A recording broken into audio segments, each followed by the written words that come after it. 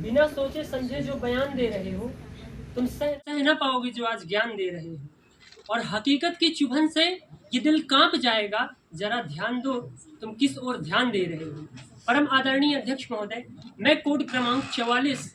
विषय के विरोध में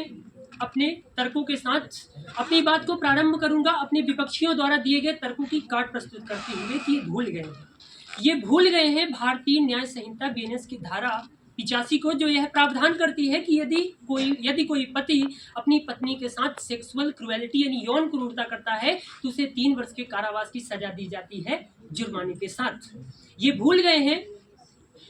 हैं घरेलू हिंसा निवारण अधिनियम की धारा 3 व 19 को, जिसमें यह प्रावधान किया गया है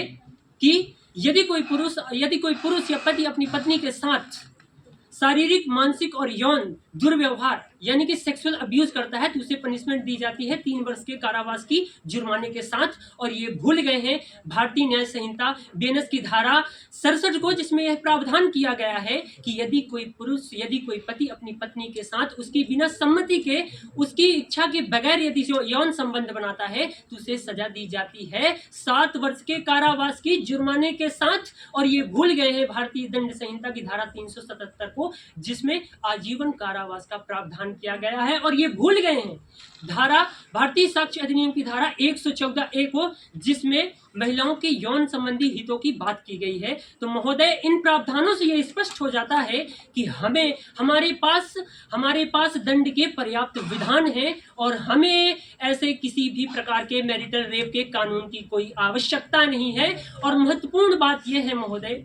कि दंड के विधान बनाए तो सदियों हो गए। मैं पूछना चाहूंगा अपने विपक्षी साथियों से कि अपराधों की संख्या में कमी आई क्या? तो जवाब होगा नहीं, क्योंकि हम अपनी बेटियों को बोझ मानते हैं, हम अपनी बेटियों को कमजोर मानते हैं, हम उन्हें स्त्री के एक शरीर के रूप में देखते हैं और उन्हें भोग मात्र की वस्तु समझते हैं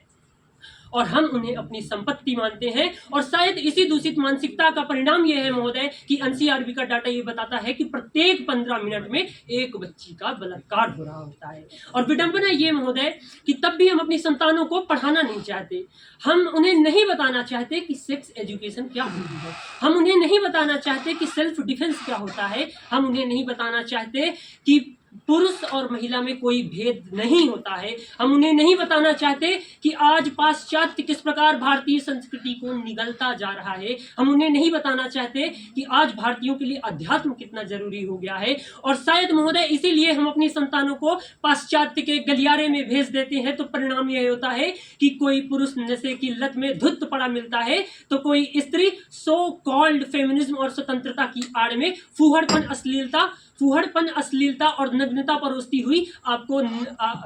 नग्नता परोसती हुई सड़कों पर दिखाई देती है। और महोदय, महात्मा गांधी जी ने कहा था कि जो परिवर्तन आप समाज में चाहते हैं उसे अपने मन में पहले उतारिए, पहले खुद बदलिए।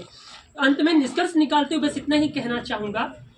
कि स्त्री के विकास के लिए और पुरुष के भी विकास के लिए, समाज के विकास के लिए, संपूर्ण देश के विकास के लिए आज हमें मैरिटल रेप की कानून की आवश्यकता नहीं है। आवश्यकता है अपने शिक्षा प्रणाली को परिवर्तित करके वैदिक संस्कृति से जोड़ने की और आध्यात्मिक दृष्टिकोण अपनाकर अपने विचारों को शुद्ध करने की। जय हिंद, जय भारत।